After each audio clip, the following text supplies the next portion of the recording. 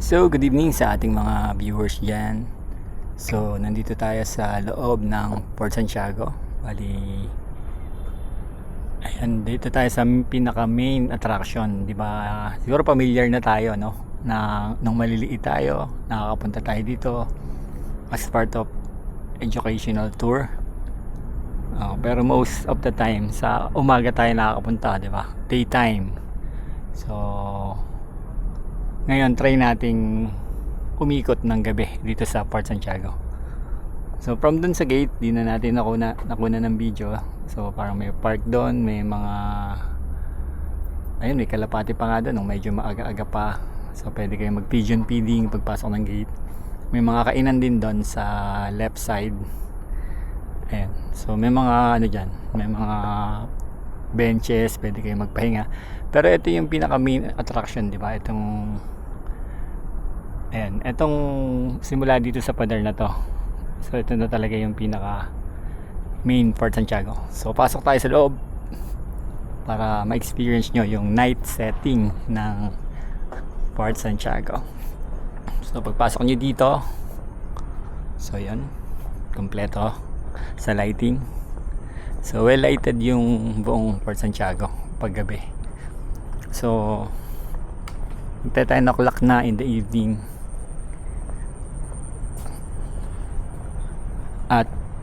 And buhay pa rin mga ilaw dito sa loob ng Port Santiago.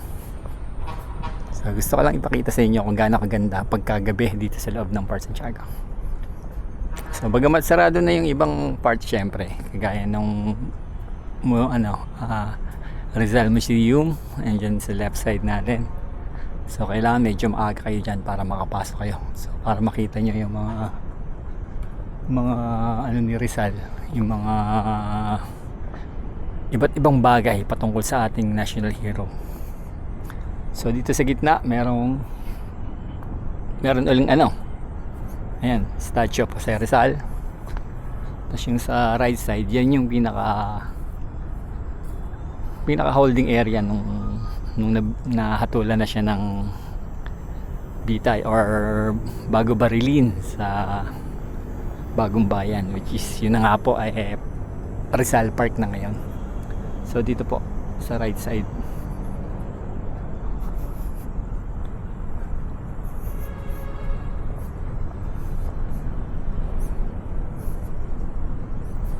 Ayan, siguro short video lang tayo. Pakita ko lang sa inyo. Siguro punta tayo dun sa sa dungeon, sa ilalim, underground prison.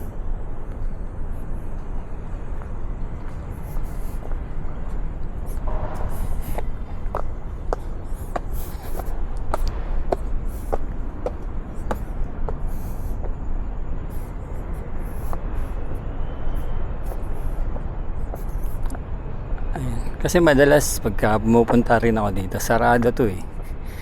Nire-renovate. Minsan inaayos nila kasi bumabaha nga sa ilalim niyan pagka mataas yung water level.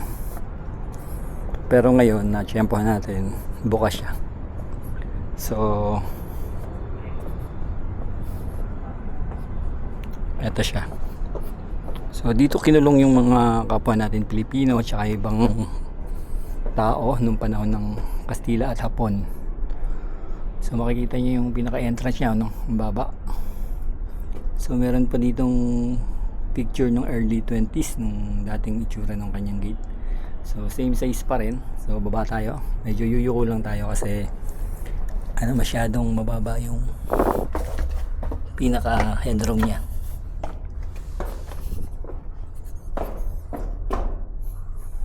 So may mga estatwa as illustration kung ano yung mga nangyayari dati. So nung panahon ng Kastila at panahon ng Hapon, ginamit to na parang siya parang torture chamber or something ganun. So yun nga, ayan. Ito, may nakasulat.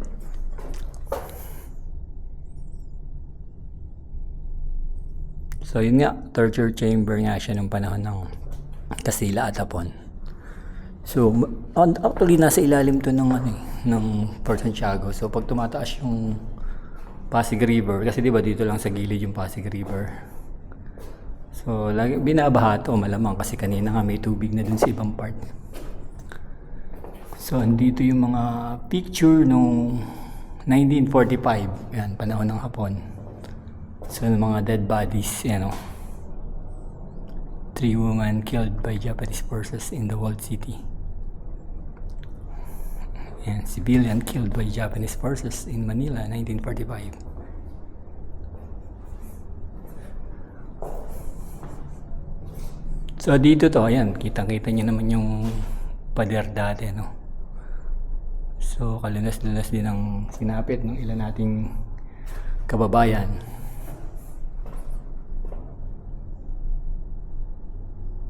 So the Manila Massacre. Medyo nakakakilabot din dito sa loob dahil nga itong mga pader na to is witness sa maraming buhay na nawala dito sa loob ng dungeon chamber na ito.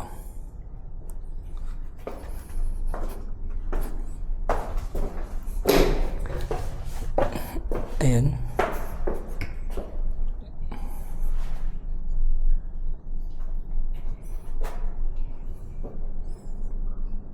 So may photo rin dito ng mga evacuating survivors from Intramuros 1945 nung panahon na and tinulungan na tayo ng American forces. So yun, may tubig-tubig na, no? Kanina kasi wala eh. So baka tumaas na yung water level sa ilog. So ganito yung mga itsura ng mga Pilipino dating kinukulong dito. So may tubig na, no? Dito tayo sa kabila dadaan. So nilagyan na lang ng mga support yung ilalim kasi syempre may possibility na sa tagal ng panahon ni baka gumiba, pero yan nilagyan ng para mga braces na metal.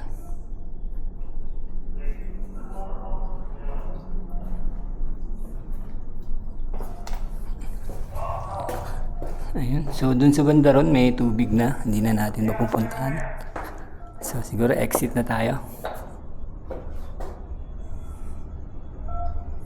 So yun, nakita.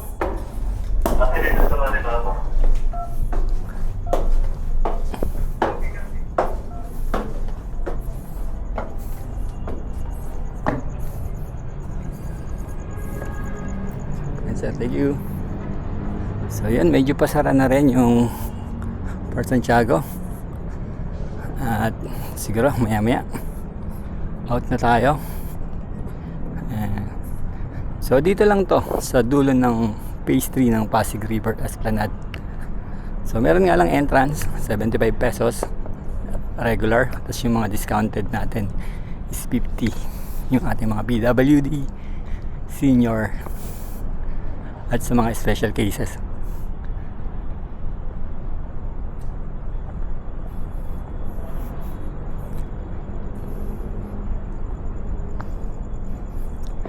So that's it. Pinakita ko lang sa inyo ang itsura ng Port Santiago sa night setting.